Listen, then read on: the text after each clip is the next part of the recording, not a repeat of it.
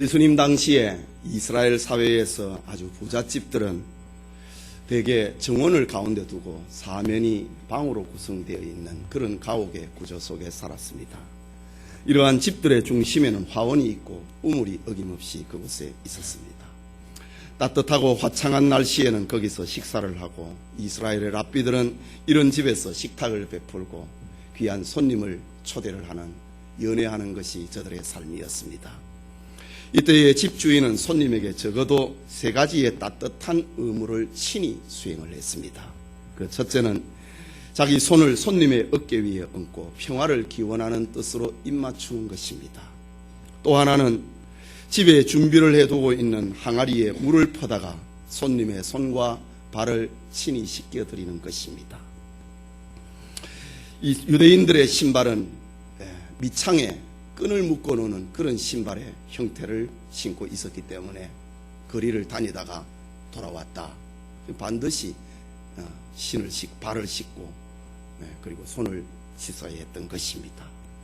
마지막으로 손님을 위해서는 향기로운 향을 피우거나 그리고 향유를 머리에 한 방울 떨어뜨리는 일이 손님을 향한 최소한의 예의고, 그리고 손님 접대에 있어서 빠뜨릴 수 없는 존경의 표시였습니다.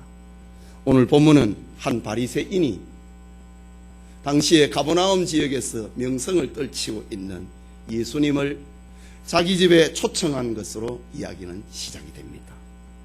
바리새인은 순수한 목적으로 예수님을 초대했다기보다는 그 지역에서 뛰어나고 있는 예수님의 명성과 그의 지혜와 그의 능력을 시험해보고 싶어서 예수님을 자기 집에 초대했습니다. 그런데 이 바리새인의 집에서 전혀 예기치 못한 사건이 하나 발생을 하고 말았습니다. 그것은 제사장들과 서기관들과 바리새인들과 그리고 유대 사회에서 정죄가 되어서 죄인으로 분류가 되어버린 창녀 하나가 불쑥 그것에 나타나 버렸기 때문입니다. 오늘 본문을 중심으로 많이 용서받은 자의 사랑이란 말씀 받고자 합니다. 주의 음성을 듣는 우리 모두에게 하나님의 은혜 주심이 있기를 소원합니다. 먼저 죄인으로 정죄되어 있는 한 여자를 봅니다. 읽은 37절과 38절을 다시 보면은 그 동네에 죄인인 한 여자가 있어 예수께서 바리새인의 집에 앉으셨음을 알고 향유 담은 옥합을 가지고 와서 예수의 뒤로 그 발의 곁에 서서 울며 눈물로 그 발을 적시고 자기 머리털로 씻고 그 발에 입맞추고 향유를 부으니 라고 기록합니다. 본문의 말씀처럼 예수님을 초대한 바리새인의 집에, 경건하고 고매한 바리새인의 집에 전혀 어울리지 않는 불청격 한 사람이 불쑥 나타났습니다. 그는 모든 사람들로부터 정죄가 되어서 멸시를 받고 조롱을 받고 있는 창녀였습니다. 당시 유대인들은 로마 정부의 수족이 되어 있는 세리들, 세관원들을 그리고 도덕적으로 부족한 창녀를 죄인으로 분류를 하고 그들과는 대화도 하지 아니하고 음식을 같이 먹는 것은 상상도 할 수 없는 일이고 그리고 함께 있지도 아니했습니다. 유대인들은 죄인들과 함께 있다고 하는 그 자체만으로도 오염이 된다. 그리고 수치스러운 일로 생각을 했습니다. 그만큼 세리와 창기는 이스라엘 사회에 있어서 모멸과 배척과 여러 사람들이 공동으로 멸시하는 공분의 대상이 되었던 사람입니다. 그런데 바리새인의 집에 예수님이 계시다고 하는 소문을 들었던 한 창녀가 갑자기 나타났습니다. 그녀는 값비싼 향유가 가득히 담겨 있는 옥합을 가지고 찾아왔습니다. 그리고 예수님의 뒤로 섰습니다. 예수님에게 값비싼 향유를 붓기 위함이었습니다. 향유를 부으려고 하는 순간에 그녀는 자신의 감정을 억제를 하지 못하고 그만 울음을 터뜨려 버립니다. 그의 눈에서는 눈물이 흘러내렸습니다. 눈물로 주님의 발을 그만 적셔버리고 만 겁니다. 그러자 자신의 머리털을 수건 삼아서 적셔진 예수님의 발을 닦고 그 발에 입 맞추는 것입니다. 뿐만 아니라 그녀가 가지고 갔던 옥합을 열어서 예수님의 발에 부었습니다. 오늘 성경에는 이 여자의 행동에 대해 강조를 하기 위해서 여러 동사들을 나열을 합니다. 울었다, 눈물로 그 발을 적셨다, 다 행동입니다. 자기 머리털로 씻었다, 그 발에 입 맞추었다, 그리고 향유를 부었다. 이 여자의 행동을 성경은 강조하고 있습니다. 유대 사회에서 죄인으로 정죄된 그 여자는 많은 사람들로부터 멸시와 천대와 조롱을 받으면서 지금까지 살아왔던 여자입니다. 그러던 중에 예수님의 소문을 들었습니다. 세상 그 어디에도 자기 마음을 둘 곳이 없었는데 예수님의 소문을 듣자 자기와 같은 죄인도 마음 둘 곳이 있구나, 그런 마음이 생긴 겁니다. 자기 마음의 고통과 눈물을 닦을 수 있는 곳이 나는 없는 줄 알았는데 있구나, 나의 죄와 허물을 용서받을 수 있구나, 그 주님을 생각한 것입니다. 그래서 자기가 모아두었던 향유를 들고 주님의 배에 찾아온 것입니다. 그런데 주님의 발 앞에 서자 감격과 감사에 북받쳐서 울음과 눈물이 쏟아지고 만 것입니다. 전에 그의 눈은 남자를 유혹하는 눈이었습니다. 그러나 이제는 회개의 눈물이 그의 눈에서 흐르고 있습니다. 전에는 아름다움을 뽐내던 화려한 머리털이었습니다. 그러나 이제는 그 머리털로 예수님의 발을 씻기는 수건처럼 도구로 사용을 하고 있습니다. 전에는 그의 입술은 정욕의 입술이었습니다. 이제는 예수님의 발 앞에 입을 맞추는, 예수님의 발에 입 맞추는 신앙 고백의 표현의 입술이 되고 있습니다. 전에는 쾌락의 소리에 귀 기울였지만은 이제는 주님의 음성을 듣고 싶어 하는 겁니다. 이 여인의 모든 행동은 감사였습니다. 이 여자의 모든 행동은 소망이었습니다. 이 여자의 모든 행동은 감격이었습니다. 이 여자의 모든 행동은 예배라고 해야 할 것입니다. 정말 예기치 못한 사태가 벌어졌습니다. 그러나 이 여자의 삶과 전후 내막을 다 알고 계신 예수님께서는 이 여자의 행동에 당황하지 않습니다. 지금 예수님의 주변에 있었던 제자들과 바리새인들과 그의 친구들은 지금 놀라갖고 어쩔 줄을 모르고 있는데 예수님은 태연하게 계십니다. 당황하지 않습니다. 마치 이 여자의 눈물을 기다렸다는 것처럼, 이 여자의 머리털로 자기 발을 닦는 것을 기다렸다고 하는 것처럼, 향유를 그의 발에 붓기를 기다렸다는 것처럼 예수님은 가만히 계시는 겁니다. 예수님은 침묵을 하시면서 이 여자의 울음소리를 듣고 있습니다. 눈물로 발을 씻기고 머리털로 발을 닦고 있는 이 여자의 모습을 예수님이 가만히 보고 계십니다. 자기 발에 입 맞추고 값비싼 향유를 붓는 여자의 모습을 가만히 지켜보고 계시는 예수님입니다. 여기에 반해서 스스로 자기를 의롭다고 하는 한 바리새인이 있습니다. 39절의 말씀입니다. 예수를 청한 바리새인이 이것을 보고 마음에 이르되, 이 사람이 만일 선지자였다면 자기를 만지는 이 여자가 누구며 어떠한 자 곧 죄인인 줄 알았으리라 하거늘. 전혀 대조되는 한 상황을 기록을 합니다. 예. 뜻밖의 사실 앞에 가장 불편하고 격분한 사람은 바로 예수님을 자기 집에 청하였던 바리새인이었습니다. 바리새인은 이 사건 앞에 불편한 감정을 감추지를 못합니다. 이 바리새인의 불편한 감정은 오늘 성경에 세 가지로 나옵니다. 하나는 이 여자의 행동을 멸시합니다. 39절을 보면은 예수를 청한 바리새인이 이것을 보고 마음에 이르되 이것을 보았다. 우리나라 말에는 보고라는 말이 하나밖에 없지만 신약 성경이 기록이 되어 있는 헬라 말에는 보았다라는 말이 여러 개가 있습니다. 그런데 오늘 여기 성경에 보고라는 말은 호라오라는 말입니다. 호라오라는 말. 어떤 훌륭한 선생님으로부터 무엇을 가르칠 때에 그것을 지켜보고 감사하다. 그럼 보는 것이 있잖아요. 어떤 도덕적인 선을 행하는 것을 볼 때에 참 존경스럽다. 이렇게 보는 것이 있습니다. 누군가 돈을 많이 벌었다고 할 때에 참 부럽다. 부러운 눈으로 보는 게 있지 않습니까? 자식이 잘 될 때에 그것을 쳐다보고 부러워하는 그런 부러움이 있습니다.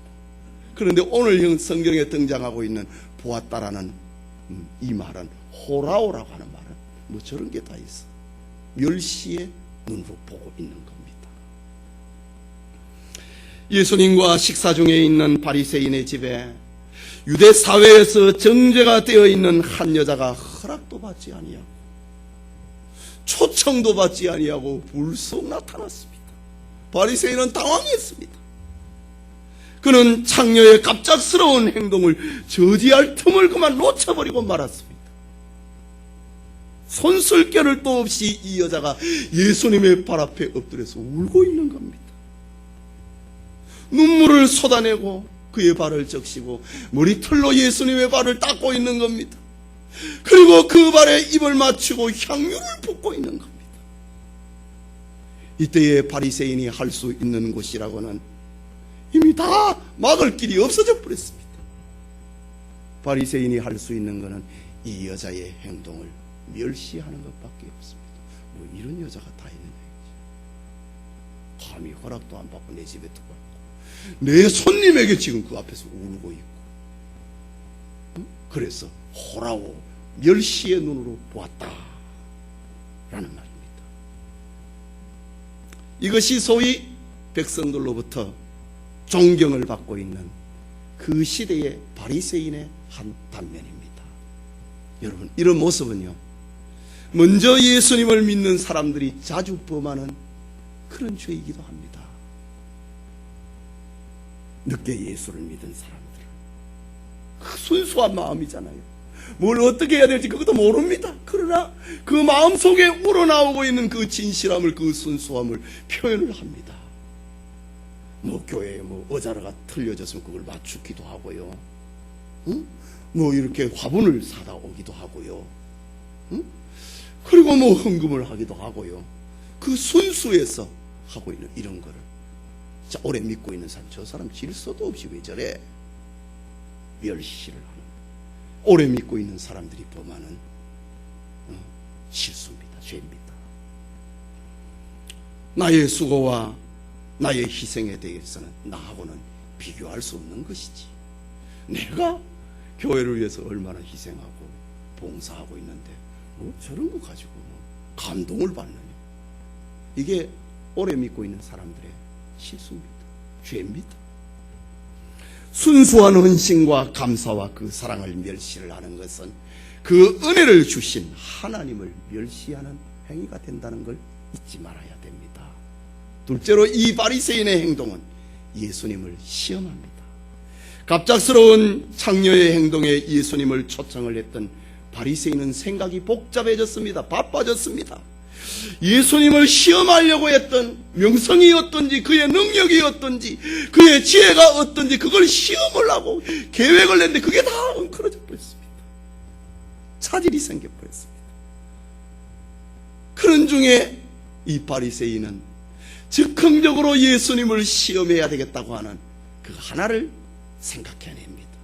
19절 중간에 있는 말씀, 이것을 보고 마음에 이르되 이 사람이 만일 선지자였다면, 이 사람이 만일 선지자였다면 자기를 만지는 이 여자가 누구이며 어떠한 자 곧 죄인인 줄 알았으리라 하거늘.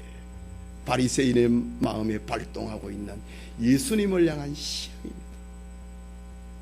이 사람이 만일 선지자였다면 가정문이지요. 바리새인의 이 가정문 속에는 최소한 두 가지의 가정이 들어가 있습니다. 하나는 예수님이 선지자라면 이 부정한 여자의 접촉에 대해서는 안 된다는 겁니다. 어떻게 거룩한 여자가 부도덕한 여자의 몸에 접촉을 할 수 있는가요?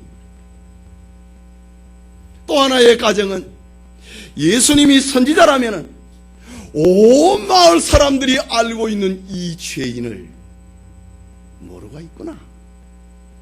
그렇다면 예수님은 선지자 아니다. 예수님의 명성과 지혜와 능력을 시험하기 위해서 자기 집에 초청했는데 자기 계획은 깨어져 버리고 갑작스럽게 일어난 이 사건을 가지고 예수님을 평가하고 판단하고 있는 겁니다.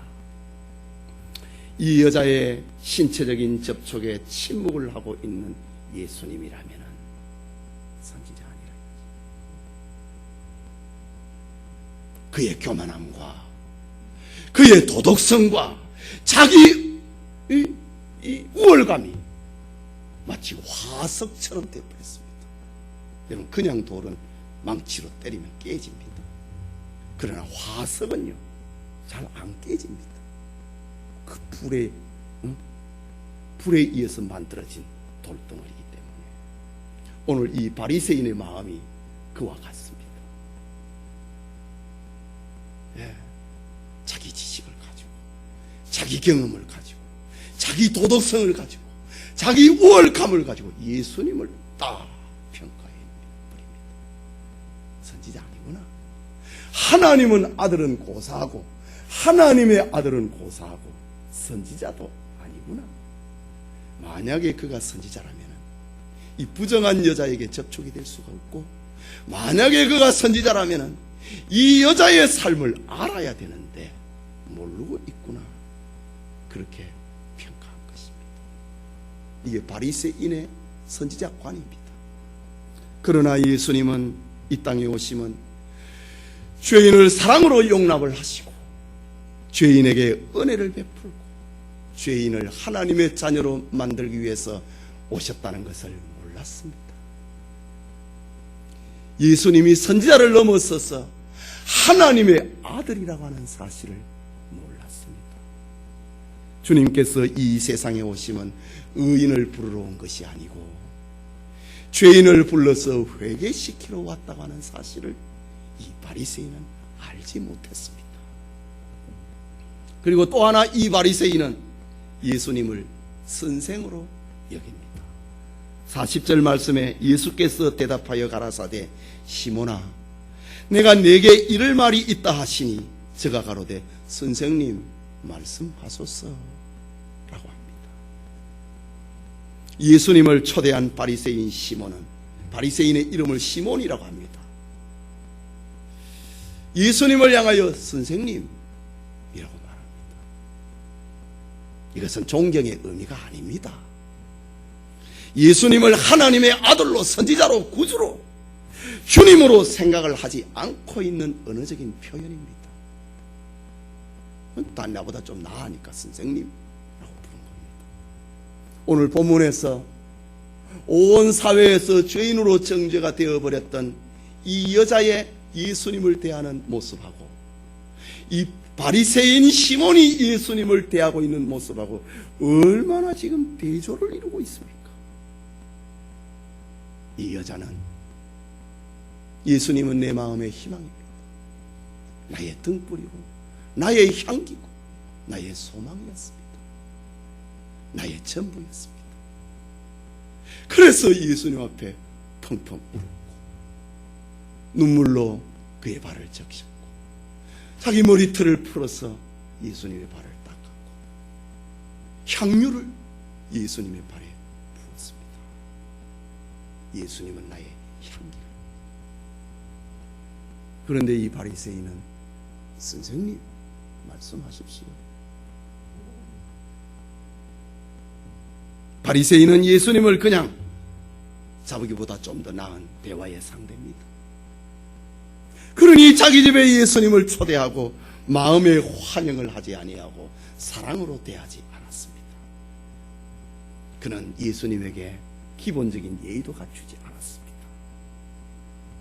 바리새인 시몬은 단지 가버나움 동네에서 수많은 사람들로부터 칭송을 받고 있는 예수님의 그 명성이 어떤가, 그의 지혜가 어떤가, 그의 능력이 어떤가, 그거 알아보려고 자기 집에 예수님을 초대한 것이었고, 예수님은 다 아시면서도 그 집의 초대에 응하신 것입니다. 그래서 바리새인 시몬은 예수님을 향하여서 많은 사람들이 따르고 있는 그런 분, 선생님이라고 표현을 합니다. 여러분, 오늘날의 세상의 바리새인 시몬처럼 예수님을 이렇게 생각하는 이들이 얼마나 많이 있습니까? 예수님을 4대 성인 가운데 한 분이다 이거지요. 얼마나 많은 사람들이 예수님을 그렇게 생각을 합니까? 그래서 예수님을 향하여 존경을 표시하면서 또 내가 존경하는 분 또 따로 있다는 겁니다. 예수님 앞에 이 여자처럼 자신의 죄인됨을 시인을 하거나 예수님 앞에 자신의 죄를 용서해 주실 분이라고 하는, 이렇게 자기 마음을 토해놓고 예수님이 나의 희망이요, 나의 향기요, 나의 전부라고 하는 그런 생각을 하지 않지 않습니까? 오늘 바리새인 시몬이 그렇게 생각을 했습니다. 이 모든 과정을 다 보고 계신 예수님께서 마지막으로 사건을 정리를 하십니다. 40절을 우리 다시 보십시다. 같이 읽읍시다. 예수께서 대답하여 가라사대, 시몬아, 내가 네게 이를 말이 있다 하시니 저가 가로되, 선생님 말씀하소서. 그러면서 예수님이 한 비유에 대한 이야기를 들려주십니다. 긴 침묵을 깨뜨리신 예수님, 자기를 초대하고 시험하고 있는 바리새인 시몬을 향하여 의미심장한 비유 하나를 말씀하십니다. 어떤 큰 부자에게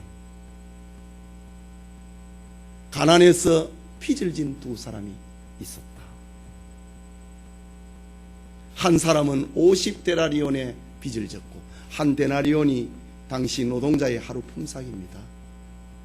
50데나리온의 빚을 졌다. 그리고 또 한 사람은 500데나리온의 빚을 졌다.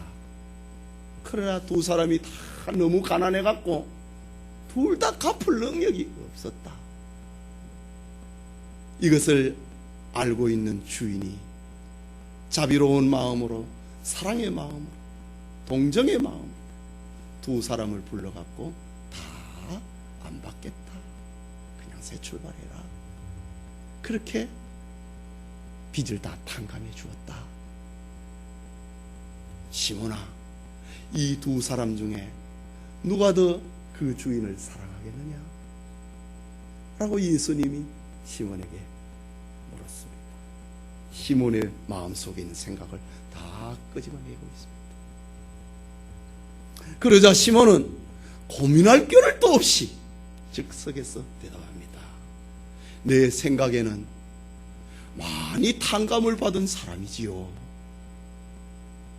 예수님이 대답을 하십니다. 네 생각이 옳다, 네 판단이 옳도다, 그리고 말합니다. 그러면서 자기 발 앞에서 흐느끼고 있는 이 여자를 보십니다. 그리고 시몬에게 말을 합니다. 시몬아, 네가 이 여자를 보느냐? 내 발 앞에서 울고 있는 이 여자를 네가 보느냐? 말씀하십니다. 그러면서 예수님은 자기 마음속에 있는 시몬을 향하여서 들려주어야 될 그 말을 다 털어놓습니다. 44절부터 50절까지 말씀입니다. 내가 네 집에 들어오매 너는 내게 발 씻을 물도 주지 아니하였으되 이 여자는 눈물로 내 발을 적시고 그 머리털로 씻었으며 너는 내게 입맞추지 아니하였으되 저는 내가 들어올 때부터 내 발에 입맞추기를 그치지 아니하였으며 너는 내 머리에 감람유도 가장 흔한 감람유도 붓지 아니하였으되 저는 향유를 머리가 아니라 내 발에 부었느니라. 예수님의 이 말씀은 유대인들의 그 손님 접대의 예법을 예수님은 다 얘기하고 있습니다. 너는 나에게 입맞추지 않았잖아. 너는 나에게 발 씻을 물도 주지 않았잖아. 너는 나를 초대해 놓고 내 머리에 감람유 한 방울도 떨어뜨리지 않았지 않느냐 라고 합니다.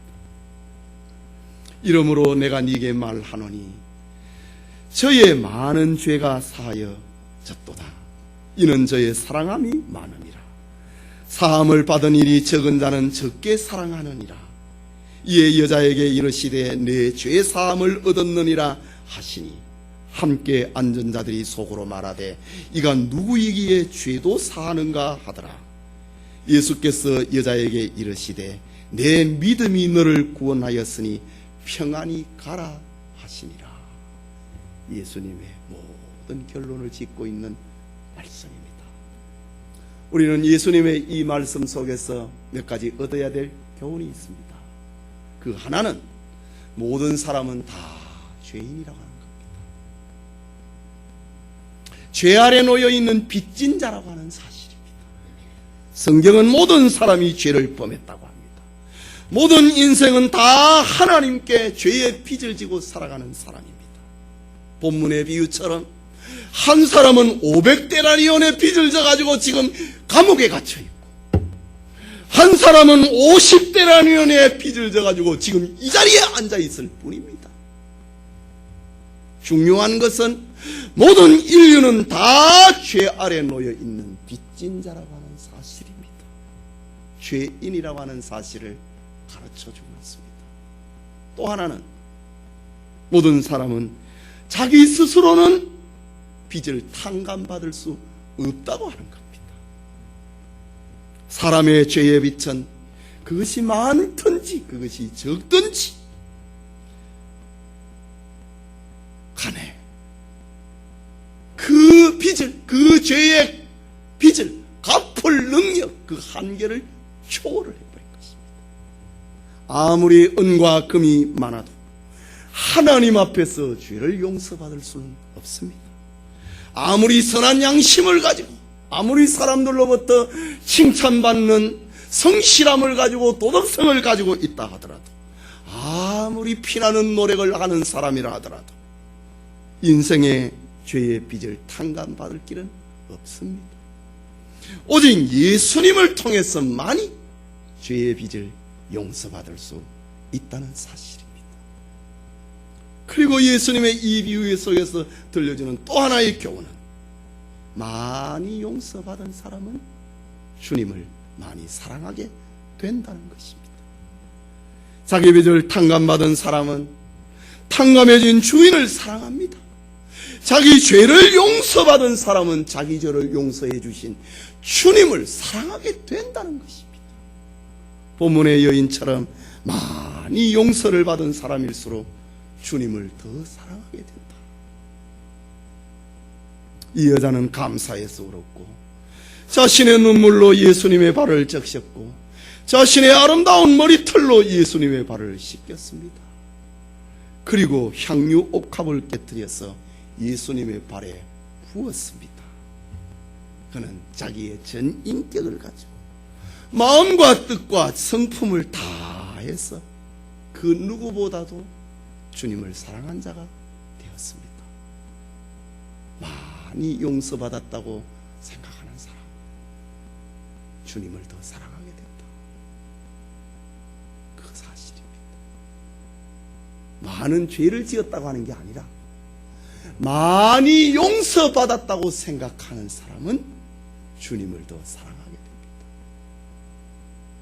죄의 경중이 아니라 내가 많이 죄 지었다고 하는 게 아니라 내가 많이 용서받았다고 하는 사람은 주님을 더 사랑하게 된다. 그것입니다. 예배드리는 성도 여러분, 많은 죄를 용서받은 여인의 진실한 행동은 우리에게 깨달음과 교훈을 주기에 충분합니다. 죄인은 이 여자 하나만이 아니기 때문입니다. 사람은 작은 죄만 짓는 사람도 없거니와 아무리 작은 죄를 지었다 하더라도 그 죄의 삭은 사망입니다. 아무리 작은 죄를 하나밖에 죄를 안 짓다 하더라도, 그런 사람이 없지만은 하나밖에 죄를 안 지었다 하더라도 그 죄의 결과는 지옥입니다. 또한 많이 용서받았다고 생각하는 사람은 주님을 더 사랑하게 됩니다. 이것이 그리스도인들의 마음속에 자리 잡고 있는 감사와 사랑의 특징입니다. 저 사람이 주님을 많이 사랑하는 보니까 내보다 더 죄를 많이 지었나 봐. 여러분, 그렇게 생각하면 성경을 오해를 하는 겁니다. 성경을 바로 모르는 겁니다.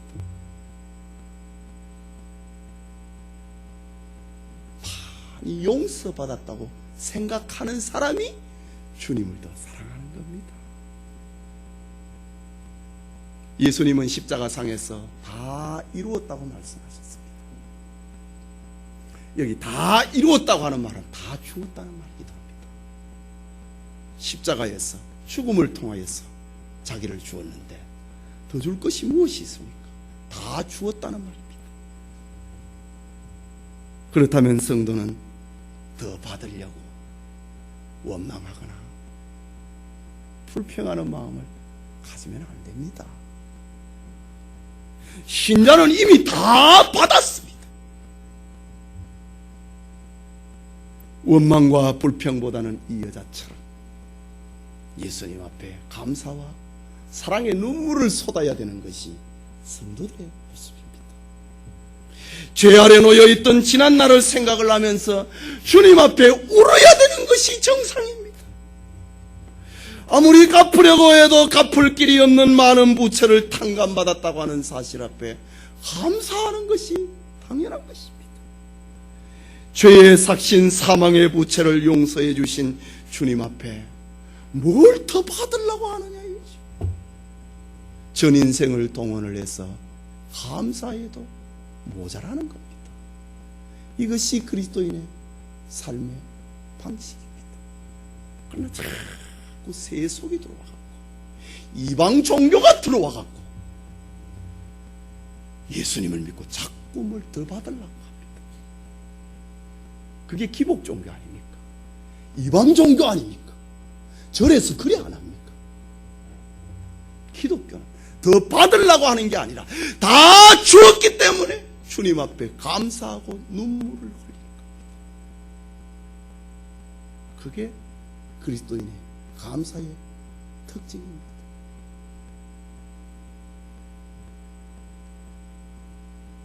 오늘날 사람이 자기 스스로 하나님과 단절을 시키는 불행한 일이 있다면 그것은 나는 저 사람보다 낫다고 하는 겁니다. 그것은 나는 저 사람보다 덜 죄인이라고 생각하는 그 마음이 하나님의 사랑과 단절을 시키는 겁니다. 그 사람이야말로 하나님을 대적하는 사람이고 진리이신 예수님을 마음에 두지 않는 사람입니다. 나는 저 사람보다 낫다. 나는 저 사람보다 더 의롭다. 그런 마음에 예수님이 안 계시는 사람입니다. 그 사람은 자기를 속이는 사람입니다. 우리 예배 시간에 참회 기도 시간을 갖지요. 그 가운데 마지막 그 용서의 선언이 있습니다. 만일 우리가 죄 없다 하면 자기를 속이고 진리는 예수님이거든요. 죄 없다 하면 예수님이 그 마음에 없고 자기를 속이는 사람이고 내가 죄인입니다 라고 하면은 미쁘신 하나님께서 그의 죄를 용서하신다 라고 말하고 있습니다. 내가 저 사람보다 낫다. 그런 사람에게 절대로 눈물이 없습니다. 여러분 신앙생활 하면서 여러분의 눈물이 말랐습니까? 내보다 못한 사람이 있기 때문에 그렇습니다.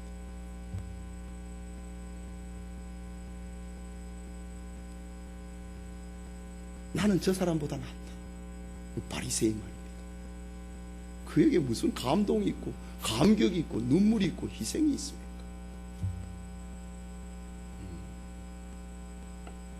사도 바울은 그렇게 주의 일을 열심히 했던 사도 바울은 나는 죄인 중에 괴수라. 내가 제일 큰 죄인이라고 했습니다. 중세시대에 사람들로부터 얼마나 믿음이 좋아서 성자로 불림을 받았던 저 아시스라고 하는 동네에 프란시스라는 사람이 있습니다. 주여 나를 평화의 도구로 써주소서 하는 그런 시를 쓴 사람이지요. 프란시스의 그의 기도문 속에는 나보다 더 가련하고 비참한 죄인은 아주 없도다 라고 했습니다. 신자는요, 하나님 앞에서 눈을 감으면 내가 제일 큰 죄인이라고 생각을 합니다. 그게 신자입니다. 그게 예수님 믿는 사람입니다. 나는 저 사람보다 낫다고 하면 하나님의 은혜는 내한테 머무를 자리가 없습니다. 내가 낮아지면 낮아질수록 하나님의 은혜가 그 위에 채워지는 겁니다. 나는 저 사람보다 낫다. 나는 저 사람보다 더 잘 믿는다. 나는 저 사람보다 더 도덕적이다. 나는 저 사람보다 더 선한 행실을 가지고 있다. 하나님 앞에서 그런 생각을 가지면 하나님의 은혜는 머무르지 않습니다. 오늘 시몬, 바리새인 시몬을 보십시오. 너는 내가 네 집에 왔는데 너가 나를 초청을 해놓고 발 씻을 물도 안 줬다. 에? 너는 나에게 입맞추지도 아니했다. 너는 나에게 가장 흔한 감람육 기름 한 방울도 내 머리에 떨어뜨리지 아니했다. 그러나 이 여자를 보느냐? 여러분, 이 여자를 보고 있습니까? 그리고 여러분을 보십니까? 사함을 받은 일이 많은 사람은 더 크게, 더 많게, 더 높게, 더 깊게, 더 넓게, 더 길게 주님을 사랑하게 됩니다.